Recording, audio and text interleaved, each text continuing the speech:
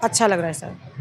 हाँ, थोड़ा हम लोग को ऐसा लग रहा है कि हाँ मतलब आगे सही हो रहा है। नहीं तो उस दिन तो हम लोग को ऐसा लगा था कि मतलब कुछ सही नहीं हो रहा है। जो भी हुआ था एकदम अचानक हो गया और हम लोग समझ नहीं पाए। जब ला रहे थे मूर्ति एकदम इन लोग तो आराम से आ ही रहे थे और वो वहाँ पे उन लोग खड़े थे।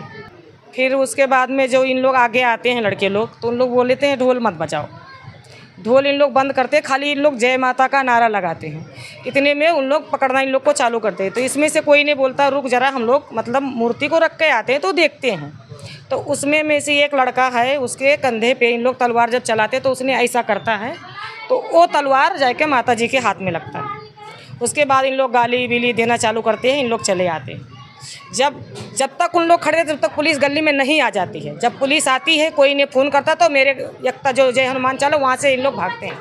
और उनकी माँ लोग आज भी मुझे गाली दे रही हैं, लोग को नहीं मुझे दे रही कि तूने आग लगाई है। पूरा माँ बहन सबको दे रही, लेकिन अभी तो इसके लिए मुझे धमकी तो बहुत मिल रहा है सर। भले से मैं मतलब सामने आ रही हूँ लेकिन मुझे भी कहीं ना कहीं ऐसा लग रहा है कि मतलब मेरे खिलाफ बहुत बड़ी सर। मुझे बहुत अच्छा लग रहा है सर, क्योंकि अभी ऐसा नहीं लग रहा है कि डर नहीं लग रहा है थोड़ा भी दिल में। हाँ हाँ सर, उस दिन हम लोग ऐसा क्योंकि कभी इंसान नहीं मिलता था सर, इसके लिए हम लोग ये उम्मीद नहीं रखे थे। तो बोले ना दादा भी तीसरी बार हो तो तीसरी बार सच में कभी ऐसा नहीं होता था जो ये बार हो रहा है। हम यही मांग करेंगे कि जो दोषी हैं वो जाएं अंदर और उनको सीख मिलना चाहिए, और जो मतलब नहीं है उनको नहीं होना चाहिए, लेकिन जो वहाँ थे वो तो अंदर जाना चाहिए उनको। हाँ, ये दोबारा उन लोग ना करें, नहीं तो वो 2 दिन में आएंगे फिर उससे ज़्यादा करेंगे। क्योंकि आज तक ऐसे हुआ है, बोलते चौकी क्या है, हम जाएंगे और वापस आएंगे। और ऐसे होता यहाँ झगड़ा होता है, वहाँ सामने वाला खड़ा रहता, दूसरे को खड़ा होकर वो छुड़वा देता है और उन लोग यहाँ आतंक मचाए रहते। पुलिस वाले क्या बोलते, फिर वो तो अभी यही था, फिर वापस वही हाल होता है। इसके लिए डर से, और ये जो बोलते हैं ना कि आज खाली हिंदू परेशान है, लेकिन ये सही है कि 2 गली में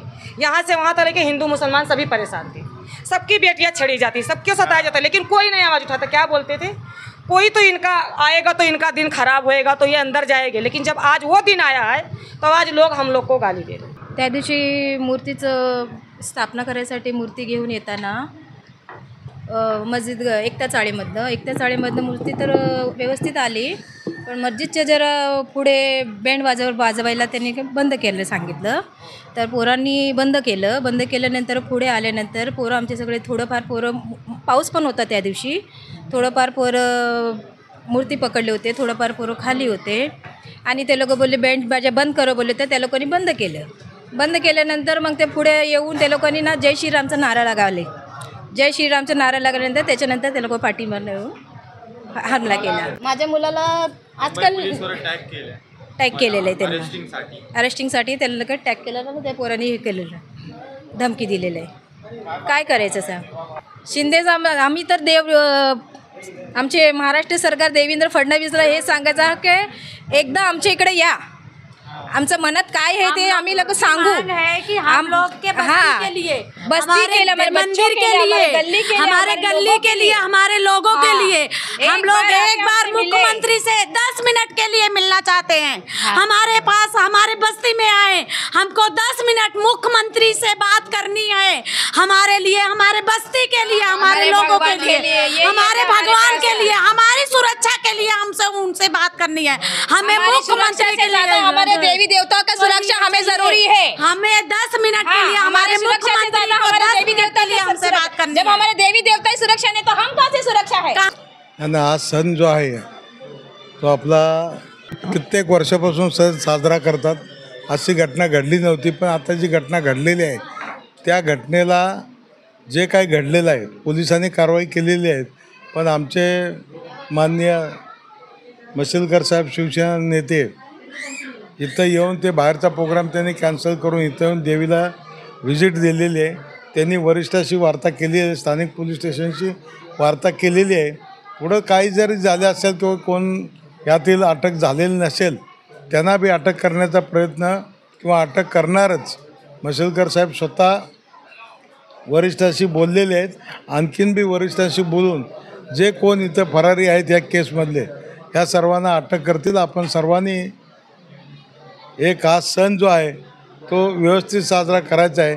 जे काय घटना घडलेली आहे त्याचा पण देवी विसर्जन झाल्यानंतर बी आपण त्यानंतर आपण त्याच्यावर जे काय अटक असतील अटक नसतील की पुढं अशी घटना होऊन देणार नाही ह्याच्यासाठी आमचा पक्ष या साठेनगरच्या रहिवाशांच्या बरोबर कायमचा आहे आणि कायमचा राहील.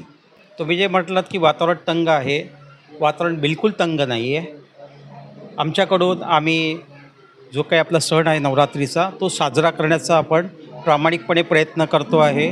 गेली 20 वर्ष आपले कार्यकर्ते असतील, बांधव असतील, हे सगळे लोक या ठिकाणी 20 वर्षापासून देवी ह्या ठिकाणी साजरा करत आहेत. आणण्याची जागा देखील हीच आहे आणि त्या ठिकाणी जी काही घटना घडली याबद्दल आम्ही पोलिसांशी बोलणार आहोत.